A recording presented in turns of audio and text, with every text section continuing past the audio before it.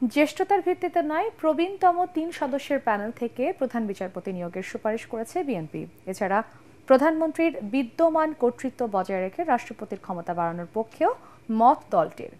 জাতীয় ঐক্যমত্য কমিশনের ৩য় দফা বৈঠক শেষে এসব কথা বলেন বিএনপির স্থায়ী কমিটির সদস্য সালাউদ্দিন আহমেদ। বেশ কিছু বিষয়ে বিএনপির মতানৈক্য থাকলেও তা নিয়ে আরও আলোচনা হতে পারে বলে মনে করেন তিনি। বিস্তারিত মাজহারুল হক মুহাসিরের রিপোর্টে। ৫ কমিশনের দেয়া সংস্কার প্রস্তাবনায় তৃতীয় দিনের মতো ঐকমত্য কমিশনের সাথে বৈঠকে বসে বিএনপি। এতে অংশ নেন দলের স্থায়ী কমিটির সদস্য সালাউদ্দিন আহমেদ সহ ৪ সদস্যের প্রতিনিধি দল। এ সময় জাতীয় ঐকমত্য কমিশনের সহসভাপতি অধ্যাপক আলী রিয়াজের নেতৃত্বে দিনভর চলে বৈঠক। বিভিন্ন সুপারিশের পক্ষে বিপক্ষে চলে যুক্তিতর্ক। প্রাথমিক পর্যায়ের আলোচনায় আমরা সমাপ্তি টানতে পারব। প্রায় ৮ ঘন্টা বৈঠকে দলটির সবচেয়ে বেশি আপত্তি ছিল সংবিধান সংক্রান্ত সুপারিশ নিয়েই।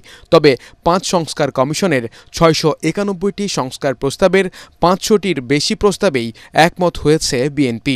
আপত্তি জানিয়েছে ৭৩টিতে। বাকিগুলো নিয়ে আরও আলোচনা হতে পারে বলে জানান বিএনপি নেতা সালাউদ্দিন আহমেদ। আমরা জুডিশিয়ারির ক্ষেত্রে এই অপশনটা এই জন্যই দিয়েছি, in case of doctrine of necessity এমন হতে পারে যে যিনি next immediate senior chief justice হলে সেই ক্ষেত্রে যদি রাষ্ট্রের মধ্যে এমন কিছু পরিস্থিতি দেখা যায় যে সেই ব্যক্তির সম্পর্কে যথেষ্ট রিজার্ভেশন আছে বা তর্ক বিতর্ক আছে, তখন অ্যাটলিস্ট যাতে একটা অপশন থাকে বিচার বিভাগের। এ সময় একজন ব্যক্তি টানা দুবারের বেশি প্রধানমন্ত্রীর পদে থাকতে না পারার বিষয়েও নিজেদের বক্তব্য স্পষ্ট করেন দলের সিনিয়র এই নেতা। 2 কনসিকিউটিভ টার্মসের বেশি হতে পারবেন না, তার মানে একাধিক্রমে 3 বার হতে পারবেন না, অর্থাৎ 2 বার হওয়ার পরে তারপরে গ্যাপ হবে, এরপরে যদি চাই।